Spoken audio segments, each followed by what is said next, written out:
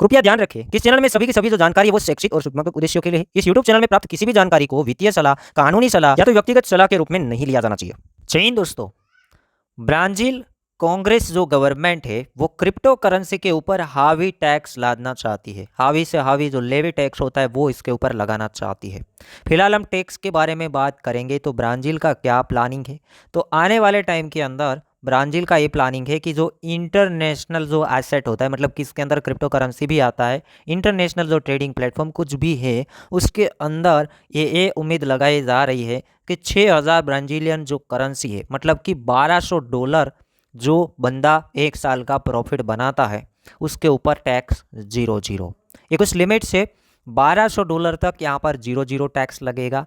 और उसके बाद 6000 से 50,000 जो ब्राजीलियन करेंसी है, मतलब कि एस्टीमेट $10,000 तक कोई बंदा प्रॉफिट बनाता है तो उसके ऊपर 15% टैक्स लगेगा। 15% टैक्स। अब इंडिया वाले कहेंगे कि ये तो बहुत कम है, क्योंकि इंडिया के अंदर जो टैक्स लगा है उससे काफ़ी गुना अच्छा टैक्स है मुझे लगता है सिस्टम।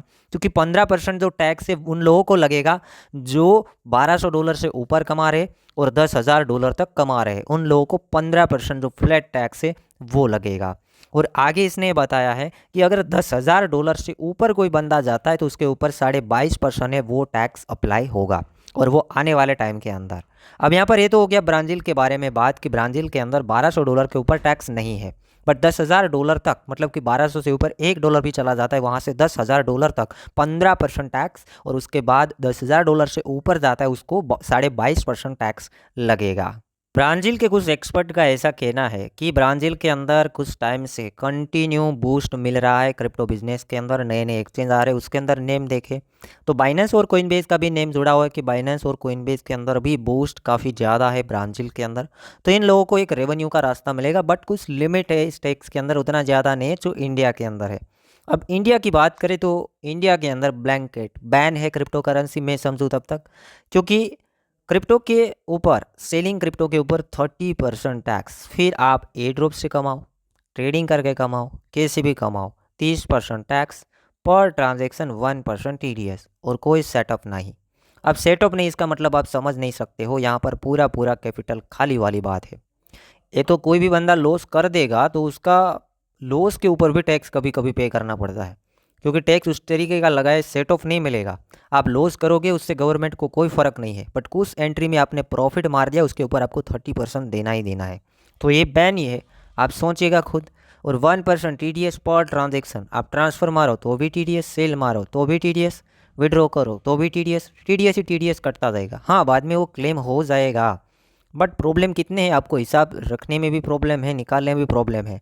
अब टैक्स अगर उस तरीके का होता कि आप दोनों साइड सेटअप कर लो, आप कितने डिपॉजिट कर रहे हो और वहाँ से कितना विड्रॉ कर रहे हो, डिपॉजिट किया और प्लस में अगर आपने विड्रॉ किया है तो उसके ऊपर टैक्स, सीधा और सिंपल, आसान।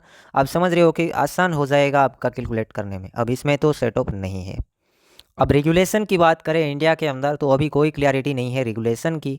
ये G20 के अंदर बातें करते हैं, बट क्रिप्टो इंडस्ट्री को कोई रेगुलेट कर सकता है, जैसे हमारे AD भाई का कहना है, आप जानते होंगे क्रिप्टो इंडिया, AD भाई के कहने के मुताबिक क्रिप्टो को जो रेगुलेट कोई कर सकता है तो वो सेबी कर सकता है। आप जान रहे हो कि US के अंदर क्रिप्टो के बारे में कौन बातें करता है, SEC की तरीके का ही हमारे इंडिया के अंदर जो डिपार्टमेंट है वो है सेबी। तो दूसरी कंट्री के अंदर आप देख रहे हो सिक्योरिटी एंड एक्सचेंज बोर्ड जो है वो काम कर रहे हैं क्रिप्टो के अंदर। अब इंडिया के अंदर तो कोई काम नहीं कर रहा है, RBI करता है, बट वो तो बैन की बात करते हैं कि इसको तो बैन कर देना चाहिए। बट मेरे हिसाब से, मेरे ओपिनियन के मुताबिक, अगर इसको बैन भी करते हैं बट ब्लॉकचेन के ऊपर ट्रांजेक्शन बैन नहीं किए जा सकते। ये लोग बैन तो चाहते हैं बट उसको भी पता है कि ये बैन नहीं हो सकता है। कुछ चीज़ें हैं वो बैन हो सकती है, like exchange, like bank transaction, but trading वाले तो ट्रेडिंग तो भी करेंगे। तो ये था कुछ अपडेट। अब दूसरी कंट्री के कंपेयर में हमारी कंट्री में देखें, दूसरी कंट्री में जो टैक्स है दुबई में तो इससे भी कम है, बट ये अभी का डाटा है कि हावी टैक्स ब्राज़ील चाहता है, बट हावी भी इतना है, इतना हावी है। तो हम इसको देखेंगे तो हमको क्या लगेगा, ये 15% है, 22.5% है, और इसमें भी कुछ लिमिट्स है। अब यहाँ पर नो लिमिट, सीधा 30%, और पर ट्रांजेक्शन 1% TDS, और नो सेट ऑफ। कितने सारे प्रॉब्लम आप यहाँ पर फेस कर रहे हैं। देखते हैं आने वाले टाइम के अंदर क्या होता है, वेट करेंगे। बाकी आपको क्या लगता है, क्या इंडिया के अंदर ये सिस्टम ठीक है टैक्स, कि बाहर की सिस्टम ठीक है? आपको जो भी लगता है कमेंट सेक्शन के अंदर बताएं, और टैक्स किस तरीके का लगाना चाहिए, आपका कौन कौन से तरीके का टैक्स सही लगता है वो भी आप कमेंट सेक्शन के अंदर बता सकते हैं।